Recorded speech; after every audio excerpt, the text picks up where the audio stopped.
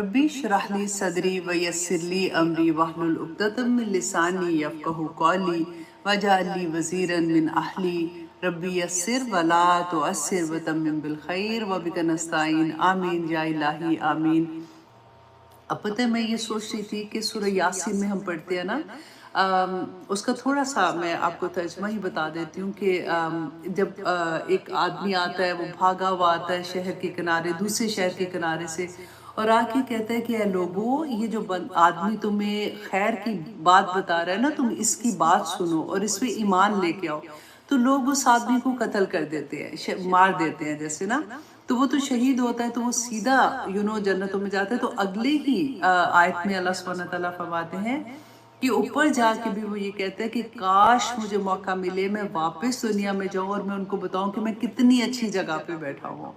तो इतना बड़ा मकसद लेके मैं सोचती हूँ कि अ, अपने आप को अगर हम वहाँ पे रखें, अगर हमें कोई थ्रेट हो ऐसा, तो आप सोचिए कि हम क्या करेंगे। अ, अक्सर लोगों पे मुझे इसलिए भी तरस आता है कि देखिए, अपनी जान पे तो फिर भी बंदा सोचता है कि चलो ठीक है, लेकिन जब थ्रेट बच्चों पे आता है, घर वालों पे आता है, ये किस तरह के बहादुर लोग होते हैं, इनके क्या दर्जात होंगे कि जो अपने मौक़िफ़ पे जमे रहते हैं और उन्होंने हक को सच का छोड़ा नहीं, साथ कि नहीं हम इस बात को नहीं छोड़ेंगे और हम हक को हक ही बताएंगे, हम गलत को गलत ही बताएंगे।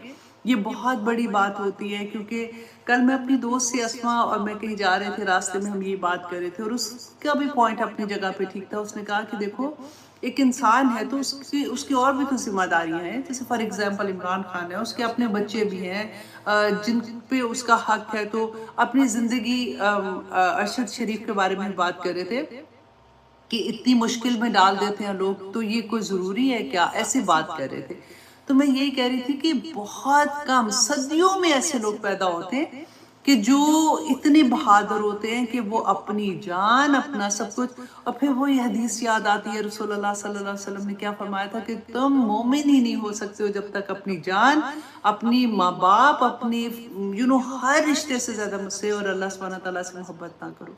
लोग हैं ऐसे, आपके सामने देखिए कितनी बड़ी एग्जाम्पल हमारे सामने है ना।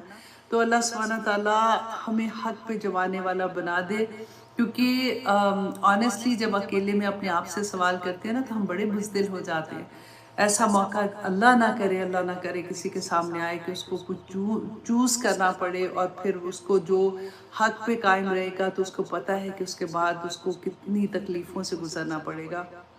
अल्लाह सुब्हानहू व तआला के पास उसके तो बहुत बड़े बड़े दर्जे होंगे, हम तो सोच भी नहीं सकते ना। सिर्फ यही है कि जो जितना हमारा दिमाग है, जितनी हमारी अक्ल हमें बताती कि अच्छा इतना ऐसे होगा ऐसे होगा, तो बहुत बड़ी बात लगती है। लेकिन आप देखिए, जन्नत के दर्जात के बारे में रसूल अल्लाह ने बताया था ना कि जैसे हम यहाँ पे देखिए सितारों को देखते, छोटा सा सितारा नजर आता है, हालांकि वो कितने बड़े बड़े सितारे होते हैं।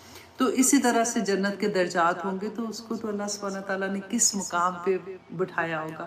अल्लाह सुब्हानहू व तआला हमारे पाकिस्तान की हिफाजत रखे, अल्लाह सुब्हानहू व तआला अपनी रहमत कर दे। अल्लाह सुब्हानहू व तआला आज के सबक में भी ऑनेस्टली इतनी ऐसी चीज़ें हमें पढ़ने को मिलती हैं और सीखने को मिलती हैं। अल्लाह सुब्हानहू व तआला हमें अमल करने वाला बना दे, आमीन सुम आमीन।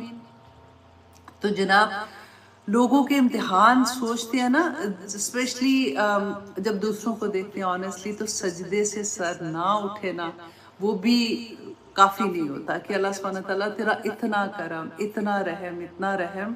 अल्लाह सुब्हानहू व तआला हम सब पर अपना रहम करे, ख़ास तौर पे मेरे पाकिस्तान को अल्लाह सुब्हानहू व तआला अपनी हिफाजतों में रखे, उसके एक एक बच्चे को, एक एक जवान को, कि ये बच्चे, वो कहते हैं ना, पुत्र हटाते नहीं मिलते। तो अल्लाह सुब्हानहू व तआला हम सब पे रहम कर दे, आमीन।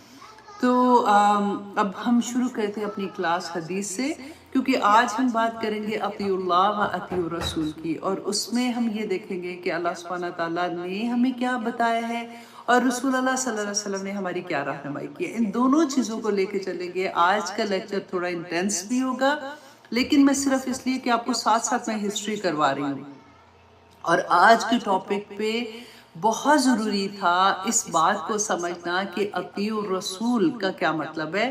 क्योंकि अल्हम्दुलिल्लाह, मुझे उम्मीद है आप लोगों को पता होगा لیکن پھر بھی کئی دفعہ یہ ہوتا ہے نا کہ سامنے سے کوئی سوال کرتا ہے تو ہمیں جواب نہیں آتا، کیونکہ میرے ساتھ بھی ایسے ہوا تھا کہ ابھی میں نے نیا جب قرآن پڑھنا شروع کیا اور 110% پتہ ہی ہوتا ہے، حدیث کی بات ہوتی ہے، اسلام کی بات ہوتی ہے، تو ہم لوگ تو جان بھی لگانے کو تیار ہو جاتے ہیں، لیکن کئی دفعہ ہوتا ہے کہ ہمیں ان کی جواب، جیسے ان کا جواب نہیں سمجھ آتی کہ کیا دے. تو میں کسی جگہ پہ بیٹھی ہوئی تھی اور ایسا بھی نہیں تھا کہ کوئی وہاں پہ کوئی جو مجھ سے سوال کر رہے تھے کوئی جاہل تھے، پڑھی لکھی عورتیں تھی.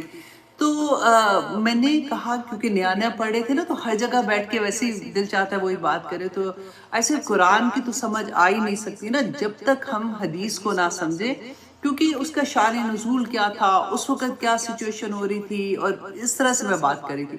اور انہوں نے اتنے آرام سے یہ بات کر دی کہ نو آئی ڈونٹ بلیو اٹ، کیونکہ حدیث تو اتنے 200-250 سال کے بعد لکھی گئی.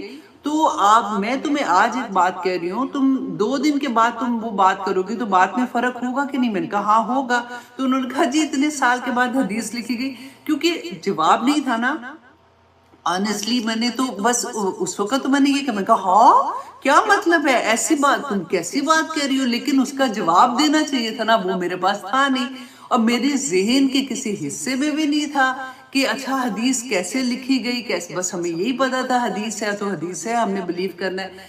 تو گھر آ کے تو میں اتنی پریشان ہوئی، پھر میں نے دیکھنا شروع کیا باقاعدہ سے علم کے لحاظ سے پڑھنا شروع کیا کہ حدیث کیسے لکھی گئی، کیوں آج. اور اس کے بعد مزے کی بات ہے کہ میں نے یہ دیکھا کہ یہ بات بہت کامنلی کرنا شروع ہو گئے لوگ، اور ہو رہی ہوگی کیونکہ میرے سامنے نہیں بات ہوتی تھی. کیونکہ فار ایگزامپل کسی سے میری بات ہوئی، انہوں نے کہا جی بچہ پیدا ہوا نا تو انہوں نے ان کو گنجا نہیں کیا، وہ ہم بال اتار دیتے ہیں نا. تو میں نے کہا کہ وہ کیوں نہیں کیا، ہم تو شروع سے دیکھ رہے ہیں نا. تو انہوں نے کہا یہ تو سنت ہے نا، تو فرض نہیں ہے، تو اس اوکے. میں نے کہا ہے مطلب سنت اتنی ہلکی لے لی کہ بس سنت ہے تو نہیں کیا تو کوئی بات نہیں. تو there is a lot of things، اس طرح کی بہت سی چیزیں ہوں گی. I am sure، میں وہی بات کہوں گی، ہو سکتا ہے آپ کے گھر میں نہ ہو، لیکن ایز اے مدر آپ کو ضرور پتا ہونا چاہیے تاکہ آپ اپنے بچوں کو بتائیں. آپ کے بچے ہو سکتے ہیں یہ کویسچن ان کے مائنڈ میں نہ ہو، لیکن ان کے دوست اگر وہ کوئی کویسچن کرے تو وہ میری طرح آ کر کے منہ کر کے گھر نہ واپس آ جائے. اور یہ بات ہمیں ہر ایک کے ساتھ کرنی چاہیے. انشاءاللہ آج کے لیکچر میں بہت ڈیٹیل میں اس کے بارے میں بات کریں گے. سب سے پہلے حدیث سے شروع کرتے ہیں کہ اطیع اللہ و اطیع رسول کی ہی بات کر رہے تھے کہ اللہ سبحانہ تعالیٰ نے فرمایا سورۃ الاعراف کی آیت نمبر 205 میں کہ اپنے رب کو صبح شام اپنے جی میں یاد کرو. دیکھیں اکثر یہ ہوتا ہے نا، ہم سوچتے ہیں کہ نمازیں تو پڑھ لی ہیں اور نمازوں کے بعد تسبیحات جو ہیں وہ پڑھ لی ہوں، پھر اس کے بعد ہم گھر کے کاموں میں یا جاب پہ یا جہاں پہ بھی ہم بزی ہو جاتے ہیں. لیکن اللہ سبحانہ تعالیٰ کا کیا حکم ہے کہ اپنے رب کو صبح شام اپنے جی میں یاد کرو، گڑ گڑاتے ہوئے اور ڈرتے ہوئے، نہ کہ اونچی آواز میں. یہاں سے مجھے اکثر میں یہ بات کہتی ہوں کہ جو لوگ بڑی بڑی زور زور سے دعائیں کرتے ہیں، تو اللہ سبحانہ تعالیٰ کا تو یہ حکم ہی نہیں ہے نا کہ جب بھی اللہ سے بات کرتے ہیں تو وہ جو فیلنگ ہوتی ہیں جب مانگنے والے کے جس کے پاس سامنے آپ نے اپنی حاجت پیش کرنی ہے، اس کا طریقہ اللہ سبحانہ تعالیٰ بتا رہے ہیں کہ نہ کہ اونچی آواز میں. اور دیکھو غفلت کرنے والوں میں مت ہو جانا. اور پھر سورۃ غافر کی آیت نمبر 55 میں اللہ سبحانہ تعالیٰ نے فرمایا کہ صبح شام اپنے رب کی حمد کے ساتھ اس کی تسبیح بیان کرتے رہو. تو اللہ سبحانہ تعالیٰ سے دعا کرتے ہیں کہ اللہ سبحانہ تعالیٰ ہمیں ہمیشہ اپنا ذکر کرنے والا بنا دے. ہر وقت ہماری زبان پہ اللہ سبحانہ استغفار رہے، اللہ سبحانہ تعالیٰ کی تسبیحات رہے، ہماری زبان نبی صلی اللہ علیہ وسلم کے درود سے کبھی خالی نہ رہے، اور ہمیشہ کوئی بھی کام کرتے رہے تو لیکن اپنی زبان سارا وقت جاری و ساری رہے اللہ سبحانہ تعالیٰ کی حمد کے ساتھ. آمین ثم آمین. اچھا اب یہاں سے ایک حدیث میں آپ کے سامنے لاتی ہوں، کیونکہ صبح شام کی دعائیں ہیں وہ آپ کو ہر جگہ پہ مل جائیں گی. حضرت ابو ہریرہ رضی اللہ عنہ روایت کرتے ہیں، یہ ابو داود کی حدیث ہے 5068، اور حضرت ابو ہریرہ روایت کرتے ہیں کہ رسول اللہ صلی اللہ علیہ وسلم جب صبح کہتے تو یہ دعا فرماتے، اللہم بکا اصبحنا، کہ اللہ تیری ہی قدرت سے ہم نے صبح کی، وابکا امسینا، اور تیری ہی قدرت سے ہم نے رات کی، وابکا نحیا، اور تیری ہی قدرت سے ہم جی رہے ہیں، वाबिका नमूतु, और तेरी ही कुदरत से हम मरेंगे, व इलैकन नुशूर, और तेरी ही तरफ हमने इकट्ठे होना है। ये आपको सुबह शाम की दुआओं से भी मिल जाएगी इंशाल्लाह। और मैं कोशिश करूंगी कि छोटी सी एक वीडियो बना दूं ताकि आप लोगों तक पहुंच जाए और आप लोग आसानी से उसको याद कर लें, आप लोगों को आती भी होगी इंशाल्लाह। अच्छा जी, और फिर जब शाम करते तो ये दुआ फरमाते थे, अल्लाहुम्मा बिका अमसैना वाबिका नहिया वाबिका नमूतु व इलैका नुशूर।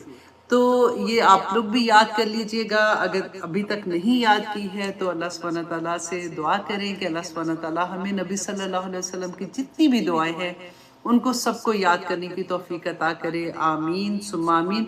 इसकी पता है, अगर आप बुक शॉप पे जाते हैं ना, मैंने पाकिस्तान से ली थी, छोटे छोटे पंपलेट की तरह मिलते हैं और थोड़ी हार्ड कॉपीज में भी मिलते हैं, तो वो भी आप अपने पास रख सकते हैं, जिसमें सारी सुबह शाम की दुआएं भी होती हैं। तो हर नमाज के बाद भी आप पढ़ सकते हैं, फजर एंड मगरिब के बाद भी आप पढ़ सकते हैं। तो आपके लिए बहुत आसानी हो जाती है। जब हैंडी चीज़ होती है तो फिर आपको गिफ्ट करने में भी बहुत मज़ा आएगा कि आप किसी के पास जाते हैं तो आप उनको कोई एक हदीस सुनाएंगे, साथ आप उसको गिफ्ट दे सकते हैं कि ये वाली देखो, ये सारी इसके अंदर लिखी हुई है, तो तुम भी याद कर लो। और अल्लाह सुब्हानहू व तआला हम सब पे इसी तरह से अपनी रहमतें नाजिल फरमाए, क्योंकि ज़िंदगी है, बहुत छोटा वक्त है हमारे पास, और अल्लाह सुब्हानहू व तआला इस छोटे से वक्त में बड़ी बड़ी छोटी छोटी इबादतों को बड़े बड़ा करके कबूल कर ले। आमीन।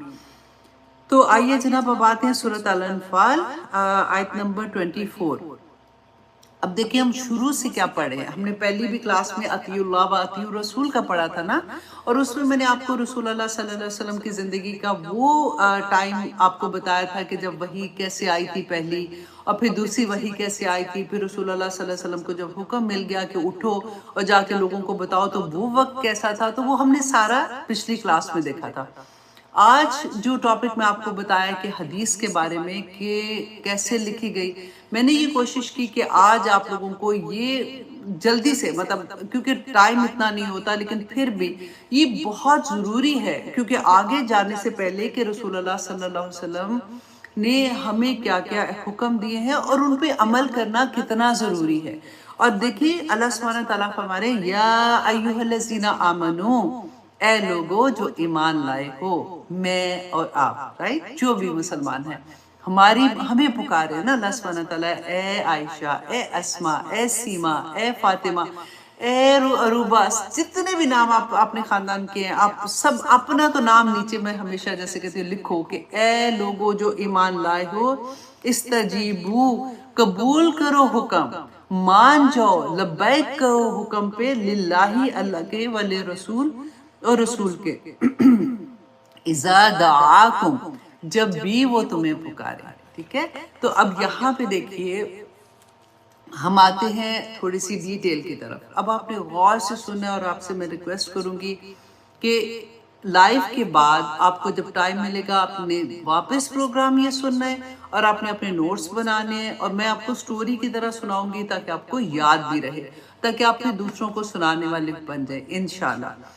अच्छा जी, अल्लाह और उसके रसूल की अताअत के बारे में जो भी बात है कि कुरान से सबसे पहले हम देखते हैं कि अल्लाह सुब्हानहू व तआला ने सूरत मोहम्मद में आयत नंबर 33 में फरमाया कि ए लोगो जो ईमान लाए हो, अल्लाह और उसके रसूल की अताअत करो और अताअत से इनहराफ ना करो, अपने अमाल ज़ाया ना करो, क्योंकि अगर हम अताअत नहीं करेंगे तो फिर कितनी भी नेकियां दुनिया में कर लें, आप देखें ना, अमाल तो दुनिया में करें ना, वो ज़ाया हो जाएंगे।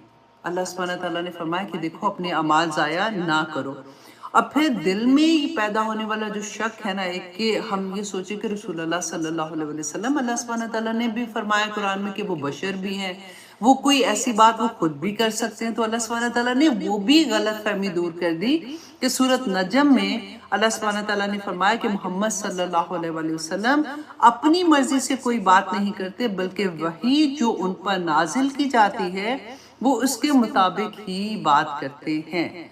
अब फिर देखें, आज रसूलुल्लाह सल्लल्लाहु अलैहि वसल्लम तो हम हमारे दरमियान मौजूद नहीं हैं, तो अल्लाह सुब्हानहू व तआला का इसके बारे में फिर हम नबी सल्लल्लाहु अलैहि वसल्लम के हुक्म की तामीर कैसे करें, राइट। तो हमारे पास क्या जरिया है, और उसको हमारा जब दिल कबूल करेगा ना, तभी अमल करना आसान होगा। अल्लाह सुब्हानहू व तआला ने उसमें भी हमारी रहनुमाई की, سورۃ الانعام آیت نمبر 19 کہ اے نبی کہہ دو کہ میری طرف یہ قرآن نازل کیا گیا تاکہ میں اس کے ذریعے تمہیں ڈراؤں اور ان لوگوں کو بھی جن تک یہ قرآن پہنچے. تو پہنچا کن تک ہے؟ میرے اور آپ تک بھی پہنچا ہے نا، کہ اس اب تو رسول اللہ نہیں ہے، لیکن اللہ سبحانہ تعالیٰ نے اس میں ہمیں یہ بتا دیا کہ ان لوگوں تک بھی جو نبی صلی اللہ علیہ وسلم کی زندگی میں تھے اور ان تک بھی جن تک یہ قرآن پہنچے. اور پھر بخاری کی حدیث ہے. اب یہ اپنے غور سے سنیں. دیکھیں نبی صلی اللہ علیہ وسلم نے فرمایا میری امت کے سب لوگ جنت میں جائیں گے، الحمدللہ ثم الحمدللہ، سوائے اس شخص کے جس نے انکار کیا. صحابہ نے فرمایا کہ یا رسول اللہ ہم آپ پر ایمان لائے ہیں، ہم آپ جو آپ نے بتایا ہم اس کو اس پہ ایمان لائے ہیں، تو انکار کس نے کیا؟ رسول اللہ صلی اللہ علیہ وسلم نے فرمایا کہ جس نے میری اطاعت کی وہ جنت میں جائے گا، اور جس نے میری نافرمانی کی اس نے انکار کیا. اور انکار کرنے والا کون تھا؟ کہ جو جنت میں نہیں جائے گا. تو رسول اللہ صلی اللہ علیہ وسلم کی حدیث پہ عمل کرنا کتنا ضروری ہو جاتا ہے. اور اب دیکھیے کہ اب پرابلم کیا ہو رہی ہے. پرابلم یہ ہو رہی ہے کہ ہماری نئی نسل جو ہے نا، ان کو احادیث کے بارے میں جو شک و شبہات پیدا ہو رہے ہیں اور ان کے دور نہیں ہو رہے، کیونکہ آگے وہ کویسچن سب سے پہلے کس سے کریں گے؟ اگر تو ان کو دوستی ہے ماں سے یا باپ سے تو ڈیفینیٹلی ادھر کریں گے. اگر وہ جواب نہیں دیں گے تو جو جواب دے گا نا وہ اس پہ یقین کر لیں گے، وہ اس پہ ایمان لے آتے ہیں بچے. تو اب جو نوجوان بچے اسکول اور کالجز میں پڑھ کر نکلتے ہیں تو ان کا ایک ہی مائنڈ ہوتا ہے اس وقت، اس عمر کا بھی وہ حصہ ہوتا ہے ان کا کہ مسلمانوں کا ڈیفینیٹلی اللہ ایک ہے، رسول ایک ہے، کتاب ایک ہے، قبلہ ایک ہے، دین بھی ایک ہی ہے.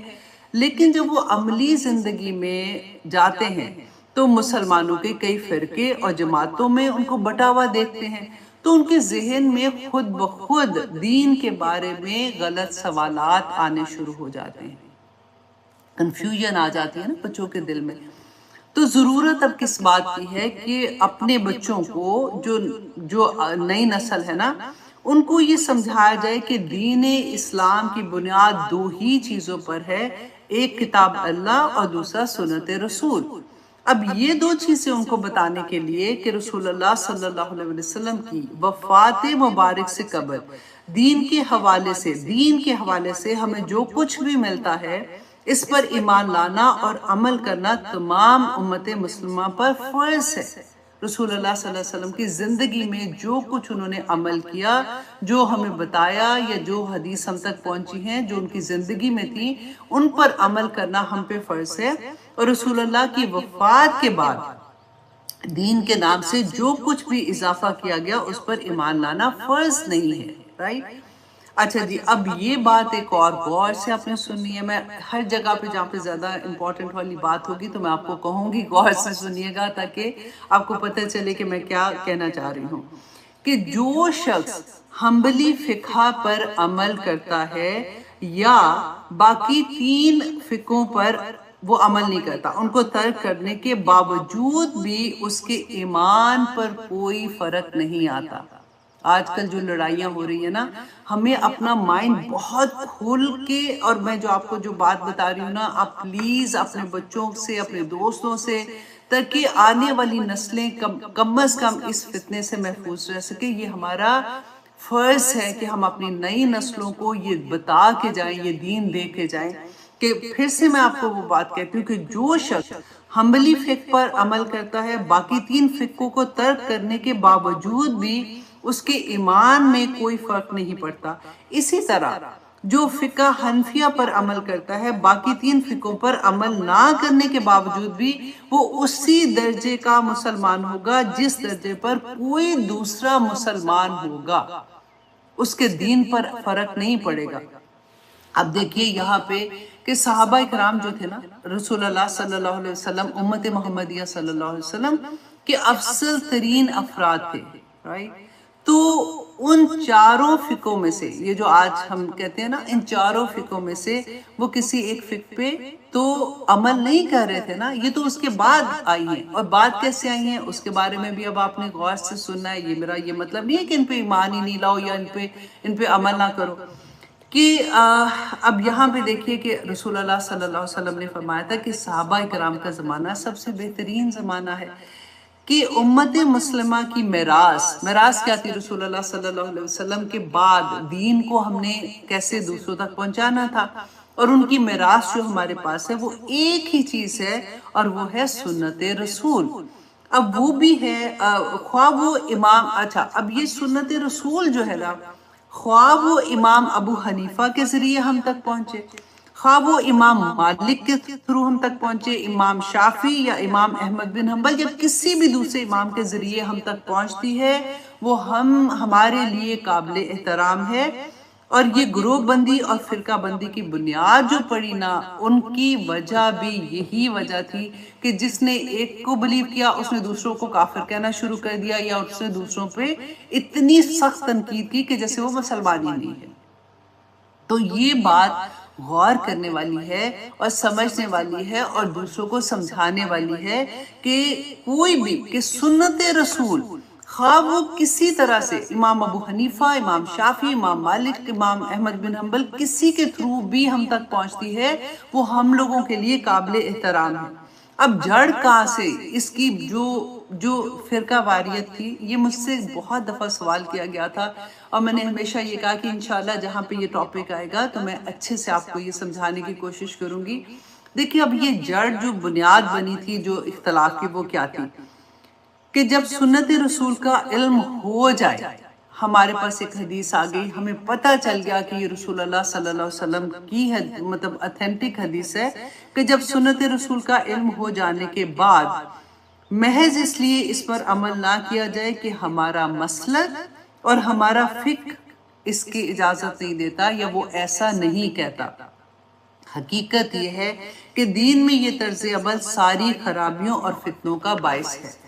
اب دیکھیے یہاں پہ ایک اور غور کرنے والی بات ہے کہ ہمارے نزدیک ہمارے معزز ائمہ کرام کا اجتہاد، یہ جو سارے میں نام لے رہی ہوں نا، امام مالک، امام شافی، امام احمد بن حنبل، ان ساروں کا، ان کا اجتہاد و تیار کردہ فقہ انتہائی قابل قدر سرمایہ ہے، کسی ایک کا نہیں، سب کا۔ جن مسائل کے بارے میں قرآن و حدیث کے واضح احکامات موجود نہیں ہیں، ان مسائل کے بارے میں قرآن و حدیث کی روشنی میں کیا گیا اجتہاد، خواہ وہ امام ابو حنیفہ کا ہو یا امام مالک کا ہو یا امام شافی کا ہو یا احمد بن حنبل کا ہو، اس سے تمام مسلمانوں کو استفادہ حاصل کرنا چاہیے۔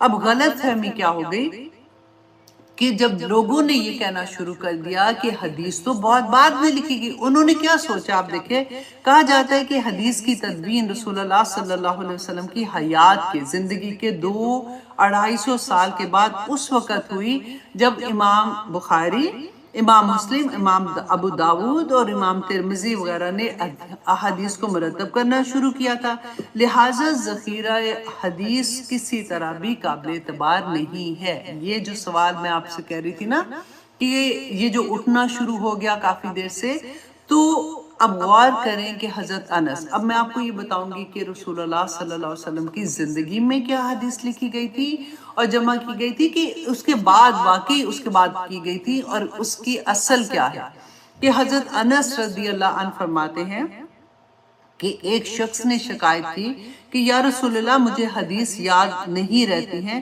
تو رسول اللہ صلی اللہ علیہ وسلم نے فرمایا کہ اپنے ہاتھوں سے مدد لو، یعنی لکھ لیا کرو۔ حضرت انس خود فرماتے ہیں، یہ بھی غور کیجئے، خود فرماتے ہیں کہ میں نے رسول اللہ صلی اللہ علیہ وسلم سے خود حدیث کو سنا اور لکھا، اور پھر میں نے رسول اللہ صلی اللہ علیہ وسلم کو سنا کر ان کی تصدیق بھی کروائی تھی۔ یہ حضرت انس نے رسول اللہ کی زندگی میں احادیث سنی، لکھی اور پھر رسول اللہ کو سنا کر اس کی تصدیق کی تھی۔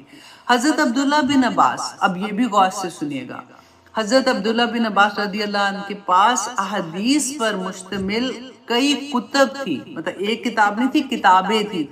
حضرت عبداللہ بن عباس رضی اللہ عنہ فوت ہوئے تو ان کے پاس ایک اونٹ کے بوجھ کے برابر کتابیں تھیں، اتنا ان کے پاس ذخیرہ تھا حدیث کا۔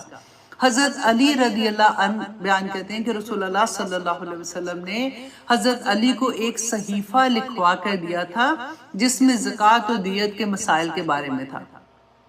حضرت عمر رضی اللہ عنہ کے پاس جو صحیفے میں صدقات و زکوٰۃ کے احکامات درج تھے، امام مالک رضی اللہ عنہ رحمہ اللہ علیہ خود فرماتے ہیں کہ میں نے یہ صحیفہ خود پڑھا تھا۔ اور اب دیکھیے حضرت اب کیا ہوا، یہ جو لوگ یہ کہتے ہیں نا، یہ بات کہتے ہیں کہ اب ہوا کیا کہ حضرت عمر بن عبدالعزیز رحمہ اللہ علیہ ان کے زمانے میں، ان کے دور خلافت میں تدوین حدیث کے لیے حکومتی سطح پر کام ہوا۔ اس وقت یہ ساری حدیث پھر سے جو تھی نا، وہ جمع کر کے ان کو کتاب شکل میں ان کے اوپر اس میں رجال پہ کام ہوا، اتنا زیادہ اس کے اوپر کام ہوا کہ پھر حدیثوں کی جیسے صحیح حدیث کون ہے، کون کون سی ہے، اس میں دیکھا کہ ضعیف حدیث کون سی ہے، اس میں دیکھا موضوع حدیث کون سی ہے، اس میں اتنا زیادہ کام کیا۔ اس زمانے کا یہ ایک ٹرینڈ بن گیا تھا کہ لوگوں کے لیے یہ اتنی، میں نے آپ کو لاسٹ میں بتایا تھا نا کہ ایک حدیث سننے کے لیے کتنے سالوں کا سفر کرتے تھے۔ تو ایک جیسے ابھی آج کل کوئی ٹرینڈ فار ایگزامپل بن جائے، ہر کوئی اسی طرح سے کام کرنا شروع کر دے، تو اس وقت بھی یہ ایک ٹرینڈ بن گیا تھا کہ ہر کوئی حدیث کے اوپر کام کر رہا تھا اور حکومتی لیول پہ اس کے اوپر کام کر رہا تھا۔ تو حدیث کتاب کی شکل میں جو آج ہمارے سامنے امام بخاری کی آتی ہے یا مسلم کی آتی ہے، وہ اس وقت لکھی گئی تھی، لیکن حدیثیں اس وقت لکھی ایسے نہیں تھا کہ اس وقت پوچھ کے لکھا کہ اچھا جی بتائیں کہ حدیث کون ہے، حدیثیں پہلے سے تھی۔ تو یہ چیزیں ہمیں پتہ ہونی چاہیے تاکہ اگر کوئی ہم سے سوال کرے تو میری طرح کر کے منہ کر کے ہم گھر نہ واپس آ جائیں۔ دیکھیے بڑی خوش قسمتی کی بات ہے کہ حدیث صحیحہ کا غالب ترین حصہ رسول اللہ صلی اللہ علیہ وسلم کی زندگی میں لکھا جا چکا تھا۔ ان حدیث کا جو مجموعہ آج ہمارے پاس ہے نا، وہ بلا شبہ منوعاً ایک محفوظ و مضبوط زنجیر کے باہم مضبوط کڑیوں کے ذریعے رسول اللہ صلی اللہ علیہ وسلم کے بعد آنے والی نسلوں میں منتقل ہوا ہے۔ تو یہ میں نے آپ کو بہت لمبی چوڑی 5-6 کتابوں میں سے سارا اکٹھا کر کے میں نے سوچا کہ یہ ہمیں سمجھ آئے گی تو آگے ہمیں سمجھ آنا آسان ہو جائے گی۔ اللہ سبحانہ تعالیٰ ہم سب کے لیے آسانیاں کرے، کیونکہ اطیع اللہ و اطیع رسول کا ہمیں سمجھ نہیں آ سکتی جب تک ہم اس کانسیپٹ کو نہ سمجھ جائیں اور ہم کسی کو جواب دینے کے قابل نہ ہو جائیں۔ اور کل کو انشاءاللہ ہمارے سامنے اگر کوئی یہ بات کرے گا دوبارہ سے تو ہم ان کو آرام سے جواب دے سکتے ہیں کہ نہیں یہ غلط فہمی ہے۔ ہمارے الحمدللہ حدیث کا ایک لفظ محفوظ ہے، ایک لفظ محفوظ ہے۔ اللہ سبحانہ تعالیٰ بس ہمیں عمل کرنے والا بنا دے، آمین ثم آمین۔ تو اب آئیے، اب آپ کو بہت اچھے سے سمجھ آئے گی کہ یا ایھا الذین آمنوا استجیبوا للہ وللرسول اذا دعاکم، کہ اے لوگوں جو ایمان لائے ہو قبول کر لو حکم اللہ اور اس کے رسول کا جب وہ تمہیں پکارے۔ کیوں؟ لما یحییکم، اس لیے کہ جو زندگی بخشتا ہے تمہیں، کیونکہ یہ اگر تم اس پہ عمل کرو گے تو دنیا میں بھی کامیاب ہوگے اور آخرت میں بھی تمہیں زندگی بخشے گا اور آخرت میں تم جنت کے وارث بن جاؤ گے۔ وَعَلَمُوا، اور جان لو، ان اللہ، بے شک اللہ، یحول، کہ وہ حائل ہو جاتا ہے بین المرء، درمیان آدمی، و قلبہ، اور اس کے دل کے۔ اب یہاں پہ دیکھیے کہ یہ بہت خوبصورت ایک خوشخبری بھی ہے کہ اللہ سبحانہ تعالیٰ فرماتے ہیں کہ جان لو کہ اگر تم اللہ اور اس کے رسول کی اطاعت کرو گے نا، تو پھر جو ہمیں ڈر ہوتا ہے نا کہ ہائے، ہم دعا بھی مانگتے ہیں نا، یا مقلب القلوب ثبت قلبی علی دینک، اے دلوں کو پھیرنے والے میرے دل کو ثابت رکھ اس کے دین کے اوپر۔ تو یہ بڑی خوشخبری بھی ہے کہ جو اطاعت کرے گا نا تو اللہ سبحانہ تعالیٰ اس انسان اور اس کے دل کے درمیان میں حائل ہو جاتے ہیں، شیطان کو آنے نہیں دیتے۔ یہ بڑی خوشخبری ہے۔ لیکن دوسری طرف اللہ سبحانہ تعالیٰ یہ بھی کہتے ہیں کہ کیونکہ اللہ سبحانہ تعالیٰ یہ فرماتے ہیں نا اِنَّهُ إِلَيْهِ تُحْشَرُونَ، کہ اللہ ہی کی طرف تمہیں جمع ہونا ہے، تو اس دن تو اللہ بتا دے گا۔ اللہ سبحانہ تعالیٰ تو علیم بھی ہیں، خبیر بھی ہیں، تو اللہ سبحانہ تعالیٰ جانتے ہیں اگر تم خالص نہیں ہو، اگر تم اللہ سبحانہ تعالیٰ کی اطاعت میں خالص نہیں ہونا تو پھر شیطان تمہارے اللہ سبحانہ تعالیٰ کافر کے دل کے اندر، کافر کے دل اور کافر کے بیچ میں آ جاتا ہے، ادھر اللہ سبحانہ تعالیٰ اسلام آنے ہی نہیں دیتا۔ اللہ اکبر، اللہ سبحانہ تعالیٰ ہم پہ رحم کرے۔ اور یہاں پہ میں آپ کو ایک حدیث بھی سنا دیتی ہوں، بہت پیاری حدیث تھی، کہ حضرت ام سلمہ رضی اللہ عنہا کہتی ہیں کہ میں نے رسول اللہ صلی اللہ علیہ وسلم سے پوچھا کہ کیا دل بھی بدل جاتا ہے؟ رسول اللہ نے فرمایا کہ ہاں، اللہ پاک اگر چاہے تو انسان کے دل کو سیدھا اور مستقیم رکھنے دے، اور اگر چاہے تو ٹیڑھا کر دے۔ اسی لیے ہم اللہ سبحانہ تعالیٰ سے یہ دعا مانگتے ہیں، ربنا لا تزغ قلوبنا بعد اذ ہدیتنا وہب لنا من لدنک رحمہ انک انت الوہاب۔ اور پھر ابن عباس کی بھی حدیث ایک آتی ہے کہ انہوں نے فرمایا کہ اللہ سبحانہ تعالیٰ وہ حائل ہے مومن اور کافر کے درمیان، اور کافر کے اور ایمان کے درمیان حائل ہو جاتا ہے، اور مومن کو کافر کرنے نہیں دیتا، اللہ اکبر، اور کافر کو ایمان لانے نہیں دیتا۔ اصل میں ہمیں جب سمجھ آ جاتی ہے نا ان ساری چیزوں کی، تو پھر اللہ سبحانہ تعالیٰ سے محبت، اللہ سبحانہ تعالیٰ کی، وہ کہتے ہیں نا کہ ایک اطمینان، ایک تسلی ہو جاتی ہے جب یہاں سے خالص ہوتا ہے بندہ۔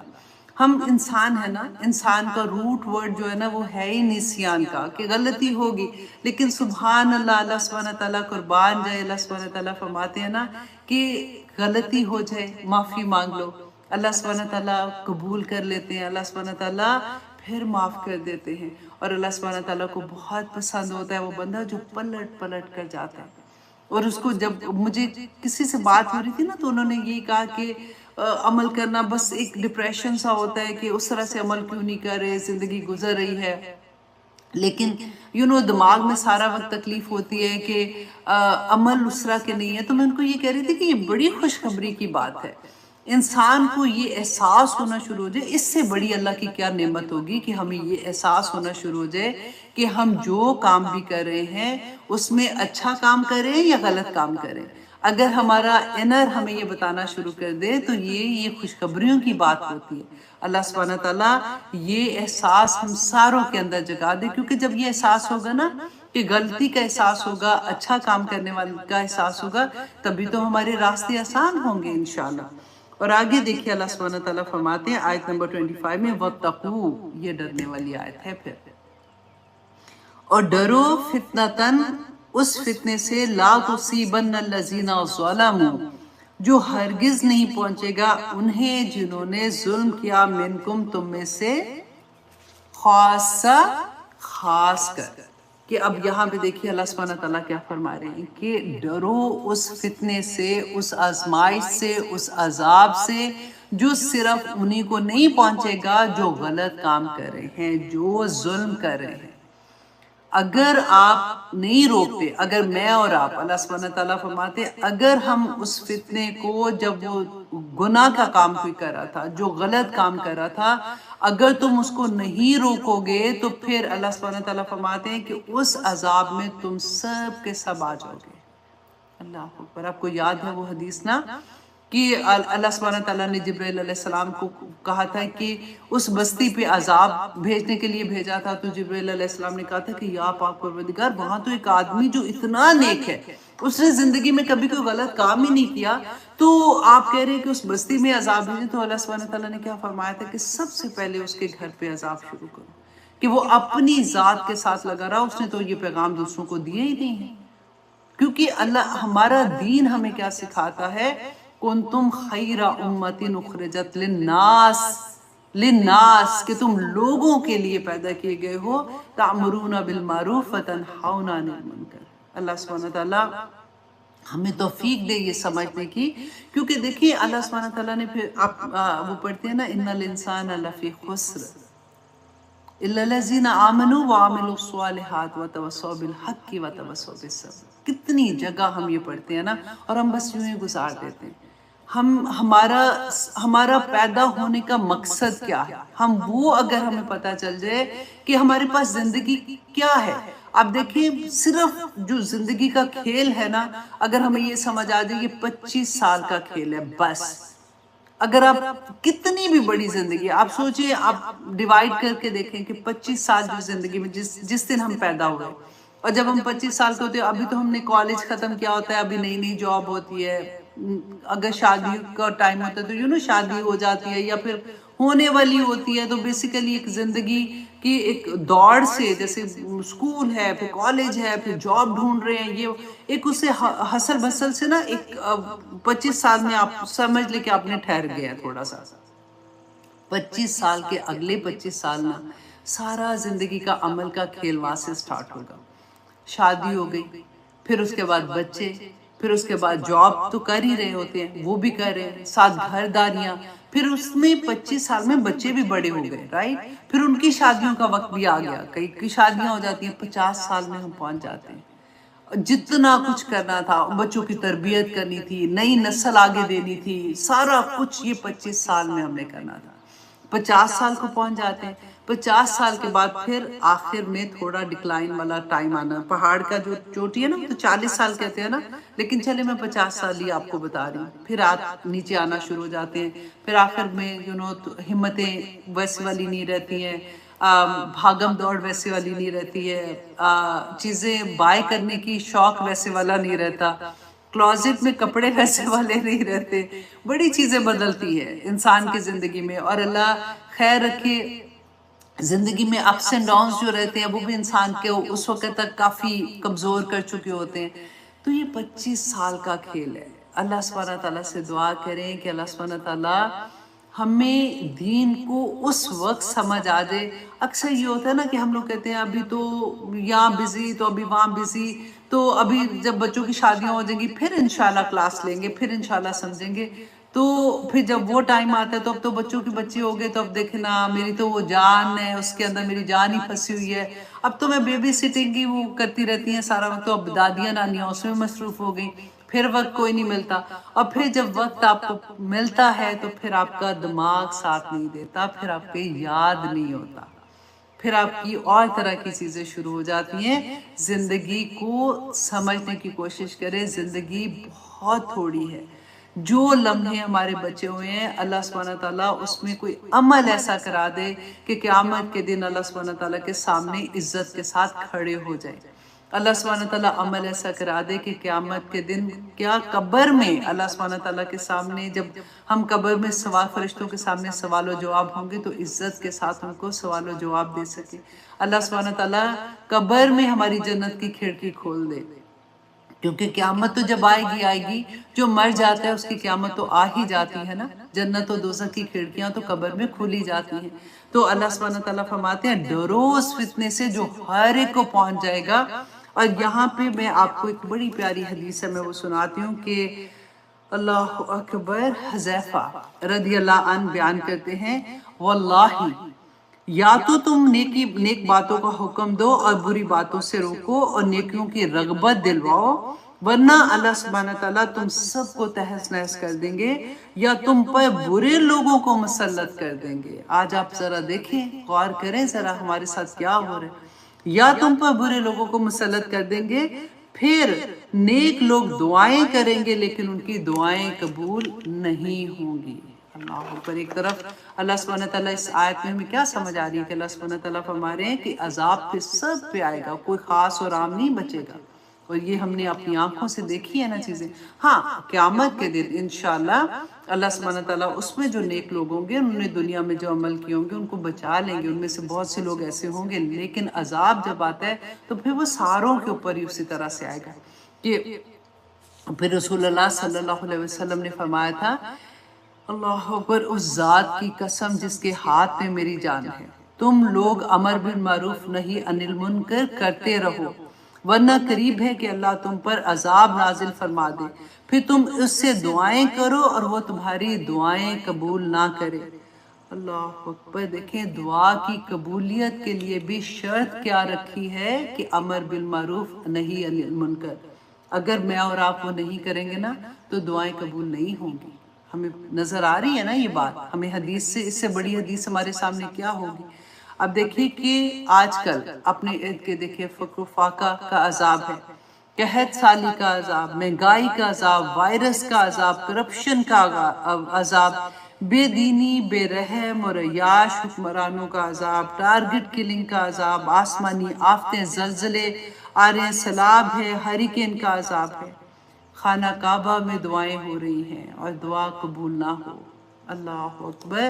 تو اللہ سبحانہ وتعالیٰ وَاتَّقُوا فِتْنَةً لَا تُصِيبَنَّ الَّذِينَ ظَلَمُوا مِنْكُمْ، اور اللہ سبحانہ وتعالیٰ نے فرمایا خاصہ کہ خاص کر وہ نہیں پوری کرے گا اللہ سبحانہ وتعالیٰ۔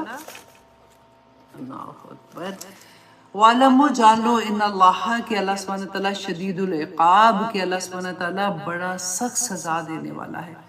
وَاذْكُرُوا یاد کرو اِذْ أَنْتُمْ قَلِيلٌ جبکہ تم تھوڑے تھے۔ اب دیکھیے یہاں پہ مکہ کی زندگی کی طرف واپس آئیے، کیونکہ یہ میں نے آپ لوگوں کو یہ پورا قصہ آپ لوگوں کو سنا چکی کہ رسول اللہ صلی اللہ علیہ وسلم جب مکہ میں تھے، جب انہوں نے اسلام کی دعوت دی تھی، اس وقت مسلمانوں کے ساتھ کیا حال ہو رہا تھا۔ تو وہی بات اللہ سبحانہ تعالیٰ اس آیت میں بتا رہے ہیں، وَاذْكُرُوا یاد کرو اِذْ أَنْتُمْ قَلِيلٌ جبکہ تم تھوڑے تھے، مُسْتَضْعَفُونَ فِي الْأَرْضِ کہ تم کمزور سمجھے جاتے تھے زمین میں، تخافون تم ڈرتے تھے، ان یتخطفکم الناس کہ تمہیں لوگ اچک لے جائیں۔ اب اسی آیت کو نا آپ لوگوں نے اس طرح سے لے کے بھی دیکھیں کہ اگر آپ اپنی زندگی میں، مکہ کی زندگی میں تو اللہ سبحانہ تعالیٰ بتا رہے ہیں نا کہ آپ آج کل کی زندگی میں بالکل کمزور ہو گئے ہیں، کچھ باقی نہیں بچا۔ فار ایگزامپل اللہ نہ کرے کبھی ایسی سچویشن ہو جاتی ہے کہ خاندان بھی آپ کے اگینسٹ ہو گیا، آپ بالکل اکیلے ہو گئے، لیکن اگر آپ سچ پر ہیں، اگر آپ حق پر ہیں نا، تو پھر اس آیت کو دیکھ لیجئے گا۔ اللہ سبحانہ تعالیٰ فرماتے ہیں یاد کرو جب تم تھوڑے تھے، کمزور سمجھے جاتے تھے، اور تمہیں یہ ڈر تھا کہ تمہیں اچک لیں گے لوگ، فَآوَاكُمْ تو ٹھکانہ دیا تمہیں۔ کون سا ٹھکانہ دیا تھا؟ مدینہ کا۔ وَأَيَّدَكُمْ اور اس نے تائید کی تمہاری بِالنَّصْرِهِ اپنی مدد سے، وَرَزَقَكُمْ اور تمہیں رزق دیا تمہیں، مِنَ الطَّيِّبَاتِ پاک چیزوں کا، لَعَلَّكُمْ تَشْكُرُونَ تاکہ تم شکر گزار بن سکو۔ اللہ سبحانہ تعالیٰ اپنی نعمت یاد کرا رہے ہیں۔ اب یہاں پہ وہی واقعہ تھا کہ رسول اللہ صلی اللہ علیہ وسلم جب مشرکین مکہ جو تھے، ان کو جب یہ پتہ چل گیا کہ رسول اللہ صلی اللہ علیہ وسلم مدینہ جانے والے ہیں، تو انہوں نے دارالندوہ میں سب کو اکٹھا کیا، بڑے بڑے سردار تھے، سب کو اکٹھا کر کے مشورہ کیا کہ اب ہم کیا کریں۔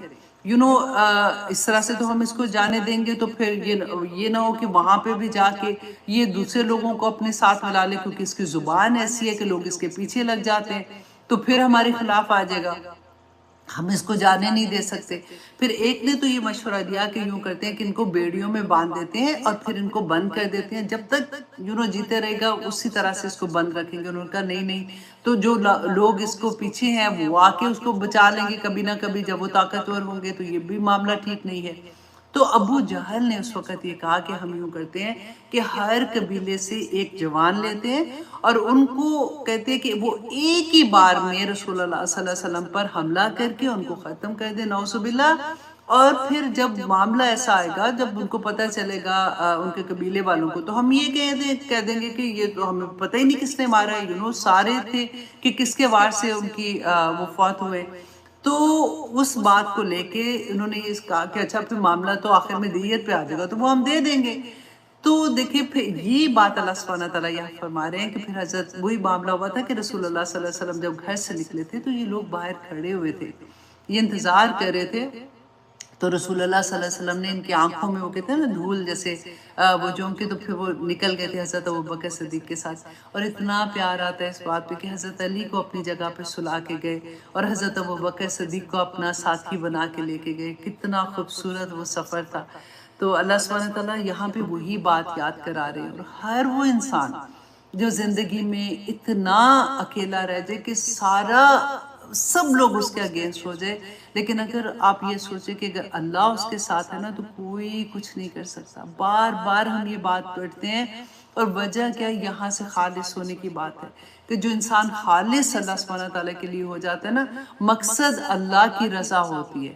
مقصد یہ نہیں ہوتا کہ میں اپنے آپ کو میں اس لیے یہ کر رہا ہوں کہ میں یہ سوچتا ہوں کہ یہ ٹھیک ہے یہ غلط ہے، نہیں، میں اس لیے یہ کر رہا ہوں کہ میرے رب کا یہ حکم ہے اور یہ حکم بالکل ٹھیک ہے، میں اس پہ ایمان لاتا ہوں اور میں نے یہ کام ایسے ہی کرنا ہے۔ اور پھر اگر سارے آپ کے خلاف بھی ہوں گے تو بھی اللہ سبحانہ تعالیٰ آپ کی مدد کر دیں گے۔ اب آگے دیکھیے اللہ سبحانہ تعالیٰ فرماتے ہیں یا ایھا الذین آمنو، اے لوگو جو ایمان لائے ہو، لا تخونو، نہ تم خیانت کرو اللہ کی و رسولہ اور اس کے رسول کی۔ کہ بار بار ہم پڑھ رہے ہیں نا، اللہ اور اس کے رسول، اطیعوا اللہ و اطیعوا الرسول، اللہ اور اس کے رسول کی اطاعت کرو۔ اب میں آپ لوگوں کو جو حدیث بھیجتی ہوں، آپ لوگ کوشش کیا کریں کہ وہ آپ اپنے دوسرے فرینڈس کو بھی ساتھ ہی بھیج دیا کریں، تاکہ کوئی ایک بھی عمل کرے گا تو انشاءاللہ ہمیں اس کا ثواب مل جائے گا۔ پہلے میں نے یہ کیا تھا، 1 گھنٹے کا ہوتا تھا، تو بہت سے لوگوں نے کہا کہ مصروفیت ہوتی ہے، کئی دفعہ وہ پورے گھنٹے کا نہیں دیکھ سکتے، تو میں نے 3 منٹ کی چھوٹی ویڈیوز بنانی شروع کی۔ پھر اس کے بعد ہوا کہ اچھا اور بھی مصروف ہے تو اور کیا کرے، اب میں نے 1 منٹ کی بھی بنانی شروع کر دی ہے، تاکہ سب تک پیغام پہنچتا جائے۔ اسی طرح سے چھوٹے چھوٹے پیغام ہوتے ہیں، چھوٹی چھوٹی بات ہوتی ہے جو اللہ سبحانہ تعالیٰ کی اور رسول اللہ صلی اللہ علیہ وسلم کی، تاکہ ہماری زندگیوں میں بدلاؤ آنا شروع ہو جائے۔ دیکھیں جب ہم عہد کریں گے نا اپنے آپ سے کہ ہم نے جو پڑھا ہے اس پہ عمل بھی کریں گے، تو بہت زندگی آسان ہو جائے گی، بلکہ زندگی بہت خوبصورت ہو جاتی ہے۔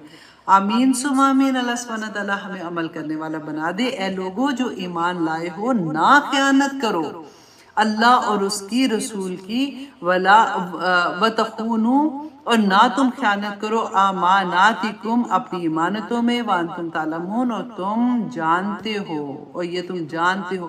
دیکھیے اللہ سبحانہ تعالیٰ کی امانت، میں اب آپ کو بہت پیاری ایک آیات سناتی ہوں، آپ لوگوں نے خود بھی اس کو واپس انڈرلائن کر لینا تاکہ آپ لوگوں کو سمجھ آئے۔ دیکھیں ہماری زندگی میں اللہ سبحانہ تعالیٰ نے ہمیں اس دنیا میں کیوں بھیجا، ہمارا مقصد کیا تھا۔ ہم کتنی دفعہ اس بات پہ ڈسکس کرتے ہیں نا کہ سورۃ الاحزاب کی آیت نمبر 72 اللہ سبحانہ تعالیٰ فرماتے ہیں انا، بے شک ہم نے ارادنا الامانتا، کہ ہم نے امانت پیش کی، علی السماوات، آسمانوں پر، والارض، اور زمین پر، والجبال، اور پہاڑوں پر۔ خاص سے سنے ذرا، زمین پہ، آسمان پہ اور پہاڑوں پہ اللہ سبحانہ تعالیٰ خود فرما رہے ہیں کہ میں نے وہ امانت پیش کی، فَآبَيْنَا، تو انہوں نے انکار کر دیا۔ اب یہاں پہ یہ نہیں ہے کہ اللہ سبحانہ تعالیٰ کا حکم، نعوذ باللہ انہوں نے کوئی انکار کیا تھا، یہ حکم نہیں تھا، اللہ سبحانہ تعالیٰ نے پیش کیا تھا ایک جو سکیم تھی اللہ سبحانہ تعالیٰ کی، وہ اللہ سبحانہ تعالیٰ نے ان کے سامنے رکھی، انہوں نے سب نے انکار کر دیا۔ ان یحملناہا، کہ وہ اس کو اٹھائیں، کہ وہ اس کا بوجھ اٹھائیں، واشفقنا، اور وہ ڈر گئے۔ دیکھیں ڈر کے مطلب انہوں نے کہا کہ یہ بوجھ ہم نہیں اٹھا سکتے، اور سبحان اللہ، قربان جاؤں، منہا، اس کا، وحملہا الانسان، تو اس کا بوجھ کس نے اٹھا لیا؟ انسان نے اٹھا لیا۔ اللہ سبحانہ تعالیٰ فرماتے انہو کانا ظلوما جہولا، کہ وہ بڑا ہی ظالم و جاہل تھا۔ اب یہ جاہل وہ نہیں ہے جو اردو والا جاہل ہوتا ہے، مطلب یہ تھا کہ اس کو یہ پتہ ہی نہیں تھا، انسان کو یہ اتنا معصوم تھا کہ اس کو پتہ ہی نہیں تھا کہ میں کتنا بڑا بوجھ اٹھا رہا ہوں۔ اس نے کہا میں اٹھاؤں گا، ہاتھ کھڑا کر دیا، تو اللہ سبحانہ تعالیٰ نے اس کے بارے میں یہ بات کی۔ آپ سوچیں پہاڑوں نے انکار کر دیا۔ اب یہ پورا سینیریو میں آپ کو تھوڑا سا بتاتی ہوں کہ ہم نے پڑھا نا وعدہ الست کا، کہ اللہ سبحانہ تعالیٰ سے ہم نے وعدہ لیا تھا، اس سے بھی تھوڑا پہلے جائے۔ اللہ سبحانہ تعالیٰ نے جب جنت بنائی نا، تو آج اس کانسیپٹ کو بھی آپ سمجھ لیجئے گا، آپ کو بہت مزہ آئے گا، کیونکہ قرآن پاک الحمدللہ پڑھنے کا مزہ بھی اسی لیے آتا ہے کہ جب آپ ایکچولی انڈرسٹینڈ کرنا شروع کرتے ہو، او مائی گاڈ، اس آیا کہ یہ مطلب تھا، اللہ سبحانہ تعالیٰ یہ ہمیں بتا رہے ہیں، اچھا ٹھیک ہے، اگر میں عمل کرتی ہوں تو اتنا ثواب ہوگا، اللہ سبحانہ تعالیٰ اتنا راضی ہو جائیں گے۔ کہ اللہ سبحانہ تعالیٰ نے جب جنت بنائی تو جبرائیل علیہ السلام کو کہا کہ جا کے دیکھ کے آؤ۔ جبرائیل علیہ السلام گئے تو آ کے کہا کہ یا پاک پروردگار، اتنی خوبصورت جنت، اتنی نعمتوں سے بھری، کون اس میں نہیں آنا چاہے گا؟ اللہ سبحانہ تعالیٰ نے کہا کہ واپس جاؤ اور جا کے اس کا راستہ دیکھ کے آؤ۔ جبرائیل علیہ السلام واپس آتے ہیں، جا کے دیکھ کے آئے تو آ کے کہتے ہیں کہ یا پاک پروردگار، اس کا تو راستہ اتنا مشکل، اپنی خواہشات پہ زد پڑنے والا، اپنی وہ سارے اس طرح والی راستے، تو یہاں پہ تو آنا ہی مشکل، یہاں پہ کون آئے گا؟ اللہ سبحانہ تعالیٰ نے فرمایا کہ جاؤ اور جا کے دوزخ کریٹ کی تھی تو اس کو دیکھ کے آؤ۔ وہ دیکھ کے آئے تو آ کے کہا یا پاک پروردگار، ادھر کون آئے گا؟ ادھر تو کوئی انسان آنا نہیں چاہے گا۔ اللہ سبحانہ تعالیٰ نے کہا واپس جاؤ اور جا کے اس کا راستہ دیکھ کے آؤ کہ کس راستے سے اس پہ آنا ہے۔ وہ جب گئے تو واپس آ کے انہوں نے کہا کہ یا پاک پروردگار یہ کون کوئی خوش قسمت یا جو بچ جائے گا، یا تو پھسل پھسل کے لوگ آ جائیں گے، ایسی خواہشات سے مارے ہوئے لوگ، اپنے نفس کی پوجا سے مارے ہوئے لوگ، یہ تو خود بخود ہی یہاں پہ پہنچ جائیں گے۔ اب یہاں پہ کیا تھا کہ اب یہ والی آیا جو ہے سورۃ احزاب کی، اس کو مائنڈ میں رکھیں کہ اللہ سبحانہ تعالیٰ نے جنت و دوزخ بنائی تھی۔ جنت انسانوں کے لیے بنی تھی نا، ہمارا سب کا گھر ادھر ہے۔ اب جب یہ ایک سکیم تھی، اللہ سبحانہ تعالیٰ نے یہ پورے کا پورا جو ہے ایک دین آپ سمجھ لیں اس کو، کہ اللہ کی پہچان، شرک نہیں کرنا، دیکھو کسی کو ناحق قتل نہیں کرنا، فحاشی نہیں کرنا، جھوٹ نہیں بولنا، غیبت نہیں کرنا، یہ تھوڑی سی چیزیں دیکھ کے اللہ سبحانہ تعالیٰ نے اس کے بعد بے شمار نعمتوں کے ساتھ انسان کو اس دنیا میں بھیجا۔ اب کیا ہوا تھا کہ جب اللہ سبحانہ تعالیٰ نے یہ والی آیت جو تھی نا کہ انسان بڑے ظالم و جاہل تھا، بیچارے کو پتہ ہی نہیں چلا اس نے اتنی بڑی ذمہ داری اٹھا لی، تو اللہ سبحانہ تعالیٰ نے فرمایا کیا کہ اب انسان کو اتنی نعمتیں دی کہ اچھا یہ نعمتیں لے کے تم دنیا میں جاؤ، تم آسانی کے ساتھ جنت میں آ جاؤ گے۔ وہ نعمتیں کیا تھی؟ نعمتیں کیا تھی کہ ہر دور میں اللہ سبحانہ تعالیٰ نے نبی بھیجے، پیغمبر بھیجے، جنہوں نے آ کے بتایا کہ دیکھو اس راستے پہ یہ چلنے کا طریقہ، ایسا نہیں کہ بھول نہ جاؤ کہیں، کہ تمہیں پتہ ہی نہ چلے کہ تم غلطی سے اس راستے پہ چلے جاؤ۔ اس کے بعد دیکھیں ہمارے پاس قرآن پاک، اللہ سبحانہ تعالیٰ نے ہر انسان کے ہاتھ میں، ہم مسلمانوں کے ہاتھ میں قرآن دے دیا، جس میں ساری چابیاں اس راستے کی ہیں کہ دیکھو یہ راستہ کون سا ہے جو جنت میں جائے گا، یہ لے کے جاؤ۔ جب تم دنیا میں جاؤ گے تمہیں یہ ساری چیزیں تمہیں وہاں پہ مل جائیں گی، تم آرام سے اپنی جنت کی طرف آ جاؤ گے۔ اللہ سبحانہ تعالیٰ نے جب وعدہ الست لیا تھا نا روحوں سے، ادھر جب یہ دیکھیں یہ سارا کچھ آپ دیکھیں کہ وہاں پہ سارے تھے، آپ تھے وہاں پہ، میں تھی، سارے لوگ تھے۔ اسی طرح سے جو رسول اللہ نے فرمایا تھا کہ جو وہاں پہ دوست تھے وہ اسی ایرا میں جس میں آج ہم ہیں، وہ دنیا میں بھی دوست ہوں گے۔ جو وہاں پہ دشمن تھے وہ دنیا میں بھی دشمن ہوں گے۔ وہ ایگزیکٹلی سیم چیز اس دنیا میں اللہ سبحانہ تعالیٰ نے بھیجی، اور ساتھ دیکھیں اللہ سبحانہ تعالیٰ نے فرمایا وہاں پہ کہ میں تمہارا خدا ہوں، مطلب میں تمہارا رب ہوں۔ تو ہم نے کیا کہا تھا؟ ہاں آپ ہمارے رب ہیں، ہم یہ عہد کرتے ہیں۔ تو وہ جو وعدہ الست تھا، اب جب ہم اس دنیا میں آئے اللہ سبحانہ تعالیٰ نے، کیونکہ یہ سارے کا سارا معاملہ غائب پہ چلا جاتا ہے، اللہ سبحانہ تعالیٰ نے امتحان لینا ہے ہم سے کہ ہم اللہ سبحانہ تعالیٰ کی ایک طرف اللہ سبحانہ تعالیٰ ہمیں فرما رہے ہیں کہ یہ غائب کا معاملہ ہے، دیکھو تم سے امتحان لیا جائے گا، بس تمہیں پتہ ہے کہ یہ رسول اللہ نے تمہیں بتا دیا کہ ایک رب ہے، اس کی عبادت کرنی ہے اور تم نے شرک نہیں کرنا۔ دوسری طرف اللہ سبحانہ تعالیٰ نے سب کچھ بینہ بیان کر دیا کہ دیکھو، اب دیکھیں جب ہم ماں کی پیٹ میں ہیں، آپ کو مجھے کوئی یاد ہے کہ ہم اپنی امی کے پیٹ میں تھے، ہم ادھر کیا کر رہے تھے کیا نہیں پتا نا۔ جب ہم پیدا ہوئے ہماری ماں نے ہمیں بتایا کہ تم میرے پیٹ میں تھی، تم پیدا ہوئی، تم نے یہ کیا، تو ہمیں پتا یہ ہماری ماں ہے۔ اسی طرح سے ماں سے بڑھ کے اللہ سبحانہ تعالیٰ فرما رہے ہیں کہ تم نے وعدہ الست لیا تھا وہاں میرے سے، تو ہمیں یقین ہے ہم نے لیا تھا وہاں پہ وعدہ الست نا۔ تو اللہ سبحانہ تعالیٰ نے اس دنیا میں جب ہمیں بھیجا تو اسی سکیم کے ساتھ بھیجا کہ دنیا میں جا کے اب تم کنتم خیر امۃ اخرجت للناس تأمرون بالمعروف وتنہون عن المنکر، کہ اب جا کے تم یہ کام کرو گے، اور جب تم یہ کام کر کے واپس آؤ گے تو اس جنت کے تم وارث بن جاؤ گے۔ اور وہ کام بھی آسان ہو گیا کہ اللہ سبحانہ تعالیٰ نے اس کی سارے ٹولز دے دیے کہ دیکھو یہ کام تم نے ایسے کرنا ہے، یہ تم نے اپنی بات نہیں کرنی، تم قرآن کو پیش کر دینا، تم میری بات پیش کر دینا، تم رسول اللہ صلی اللہ علیہ وسلم کی حدیث پیش کر دینا، لوگوں کے سامنے تمہارا کام ختم ہو جائے گا۔ لیکن تم ایسا نہ بن جانا کہ زپ کر کے بیٹھ جاؤ کہ ٹھیک ہے جی وہ جو کرے کرے، میرا اس میں کیا ہے، میں اپنی ذات میں تو کمپلیٹ ہوں نا۔ اگر باہر گند ہوگا تو گھر کے اندر گند آئے گا ہی آئے گا۔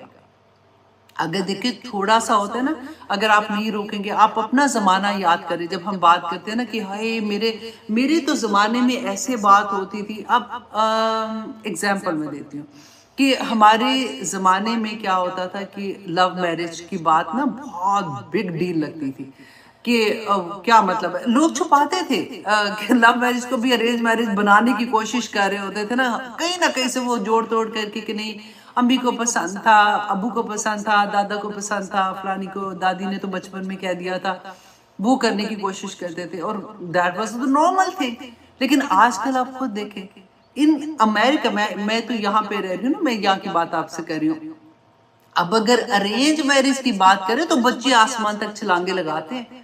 وہ یہ کہتے کیا مطلب ہے، ان کو یہ شرمندگی ہوتی ہے اپنے دوستوں سے، جاننے والوں سے، کہ وہ کہیں گے کہ کیا یہ اس قابل نہیں تھا کہ یہ خود ہی سے پسند کر لیتا. میرا یہاں پہ مطلب کوئی برائی کی سینس میں نہیں میں بات کر رہی ہوں، میں آپ کو ایک ایگزامپل دے رہی ہوں کہ کیسے چیزیں بدلتی ہیں. اور ہم جب نارم کر لیتے ہیں چیزوں کو تو وہ کس طرح سے ہر طرف سے آ جاتی ہیں. اور وہی اللہ سبحانہ تعالیٰ کی وہ آیا بھی یاد کرے کہ جب برائی پھیل جائے گی تو پھر اس کے بعد ہر کوئی اس کے اندر ملوث ہو جائے گا، اور ہر کوئی عذاب جب اللہ کا آئے گا تو کوئی نہیں بچے گا. ایسا نہیں کہ تم اگر نہیں کر رہے ہو، میں تو نہیں کر رہی ہوں، میرے گھر میں تو نہیں کوئی کر رہا، تو وہ سامنے والے گھر میں ہو رہا ہے یا ادھر ہو رہا ہے، تو پھر نہیں بچیں گے. تو ہمیں کیا کرنا ہے، ہمیں اپنا، اور پھر وہ بھی یاد کرے رسول اللہ صلی اللہ علیہ وسلم نے فرمایا تھا کہ جہاں کی برائی دیکھو تو ہاتھ سے روکو. اگر ہاتھ سے نہیں روک سکتے ہو، زبان سے روکو. زبان سے نہیں روک سکتے ہو تو دل سے اس کو برا کہو. یہ کمزور ترین حالت ہے. اللہ سبحانہ تعالیٰ سے دعا مانگے. اللہ سبحانہ تعالیٰ پتہ ہے کہنا مشکل نہیں ہے آنیسٹلی، لیکن ہمیں یہ پتا تو ہوگا جس وقت ہمارا یہ یقین ہو جاتا ہے نا پکا کہ کہنا ہمارا فرض ہے، ہم نے اللہ کو اس کا جواب دینا تو ہم کہہ بھی دیتے ہیں، پھر آسانی سے بات کہہ دیں گے. لیکن جب ہمیں اس بات کا پتہ ہی نہیں ہوگا، اس کی انٹینسٹی نہیں سمجھ آئے گی نا، تو پھر ہی ہم ایسی بات کریں گے کہ میں کیوں کہوں، مجھے کیا. میں ان کو دیکھیں، ہم فیس بک میں آپ دیکھیں اکثر پکچرز آتی ہیں، اگر آپ دیکھتے ہیں، کیونکہ میرے لیکچرز بھی ہوتے ہیں، میں ہر جگہ پہ پوسٹ کیونکہ کر رہی ہوتی ہوں، یوٹیوب میں، ٹک ٹاک پہ. ایک دفعہ ٹک ٹاک پہ بلکہ مجھے اتنی ہنسی آئی، ابھی تو میں نے کامنٹس وہاں پہ بند کیے ہوئے. تو پہلا ویڈیو تھا تو ایک بچے نے، لڑکی تھی آئی تھنک، اس نے میسج کیا کہ auntie what are you doing here. I said بیٹا ادھر ہی زیادہ ضرورت ہے. تو آئی واز لافنگ. تو ہر میڈیم پہ آپ دیکھیں، ذرا آگے جا کے دیکھیں کہ اب ہمارے اپنے کامنٹس ہی آپ دیکھیں. کئی دفعہ بچیوں کی تصویریں ایسی ہوتی ہیں کہ شرم آتی ہے کہ کیا یہ کسی مسلمان گھر کی بچی ہے، اور ماں نے نیچے کامنٹس لکھے ہوتے ہیں کہ گارجس اور اس طرح کی چیزیں لکھی ہوتی ہیں. اللہ اکبر. تو ہمیں پتہ نہیں، ہم معصوم بھی بڑے ہیں نا. اللہ سبحانہ تعالیٰ نے بتا دیا، جہولہ والی لفظ کو یاد کرے کہ اتنا ہی پاگل ہے انسان کہ وہ ایسی غلطیاں کر جاتا ہے. میں تو ابھی مذاق سے کہہ رہی ہوں، کیونکہ بعض دفعہ میں کوئی ایسی بات کرتی ہوں نا تو اس کو تھوڑا سا نرم کرنے کے لیے میں ایسی بات کرتی ہوں کہ اللہ سبحانہ تعالیٰ ہم پہ رحم کرے. ہم پتہ نہیں کون سی دنیا میں جی رہے ہیں، کیونکہ آنیسٹلی دنیا فانی ہے، دنیا ختم ہو جانی ہے. ابھی اتنی زیادہ چیزیں اگر ہم دیکھتے ہیں کہ ٹرینڈ کیا ہے. ہر بچی کو آپ دیکھیں نا، ہر بچی لیکن زیادہ تر جو ہمیں، فار ایگزامپل ٹک ٹاک کی میں بات کرتی ہوں، نہیں ٹک ٹاک کی بھی نہیں، میرا خیال آئی ڈونٹ نو کہ نام لے سکتے ہیں کہ نہیں. آپ دیکھیں کہ بچیاں کیا کہہ رہی ہیں، ایکٹنگ کر کے گانے پیچھے ہیں، ایک 5 سیکنڈ میں وہ اسمائل دیں گی، آنکھوں سے اشارہ کر دیں گی، یہ کر رہی ہیں. بعض لوگوں نے حجاب لیے ہوئے ہیں، بعض لوگوں نے نہیں بھی لیے ہوئے. بیچ کیا رہے ہیں، دکھا کیا رہے ہیں، اپنی ادائیں دکھا رہے ہیں، اور اس کے اوپر اتنے کامنٹس لکھے جاتے ہیں، اتنی باتیں. اب کیا ہو رہا ہے؟ اللہ سبحانہ تعالیٰ ہم پہ رحم کرے. پھر میں یہ کہوں گی کہ اللہ سبحانہ تعالیٰ ہمارے ملک پہ، پاکستان پہ اپنا رحم کرے. اللہ سبحانہ تعالیٰ ہمارے پاکستان کے ایک بچے کو اپنی حفاظتوں میں رکھے. وہ جوان جو آج نکلے ہوئے ہیں نا، ان کو بھی اپنی حفاظتوں میں رکھے. اللہ اکبر. اللہ سبحانہ تعالیٰ ہم سب پر رحم کرے. آمین ثم آمین. کئی دفعہ تو لفظ بھی نا ساتھ دینا چھوڑ دیتے ہیں کہ اللہ سبحانہ تعالیٰ جب میں آپ کے پاس آؤں یا پاک پروردگار تو کس حال میں آؤں گی، میں کیا اللہ سبحانہ تعالیٰ کو جواب دوں گی کہ میں کیا کام کر کے آئی ہوں. یہ اولاد، یہ خامن، یہ والدین، یہ رشتہ داریاں، یہ تو اللہ کے تحفے تھے نا. اللہ نے نعمتیں دی، بہت پیاری پیاری نعمتیں دی ہیں، ان کو ان کے حق بھی ادا کرنے کی توفیق بھی اللہ سبحانہ تعالیٰ نے دی، لیکن جو اس سے بڑی پکچر تھی، جو اس سے بڑا کام تھا، وہ اس کو پورا کرنے میں پیچھے رہ جاتے ہیں۔ اللہ سبحانہ تعالیٰ وہ کام بھی ہم سے ہماری زندگی میں کروا لے، کیونکہ دیکھیں بہت پیارا دین ہے۔ اللہ کی محبت کی انتہا دیکھیں کہ اللہ سبحانہ تعالیٰ فرماتے ہیں the moment you realized کہ اللہ سبحانہ تعالیٰ غلطی ہوگی، استغفر اللہ استغفر اللہ، میں آج کے بعد اپنا جو فرض ہے نا یہ والا بھی میں پورا کروں گی، میں نے اب لوگوں کو بتانا شروع کرنا ہے، میں نے جو تھوڑی سی بات سیکھی ہے میں اگلے تک پہنچاؤں گی۔ اللہ سبحانہ تعالیٰ ہماری ساری غلطیاں، ہماری ساری غفلتیں معاف کر دیں گے، اور انشاءاللہ ان کو بھی نیکیوں میں بدل دیں گے۔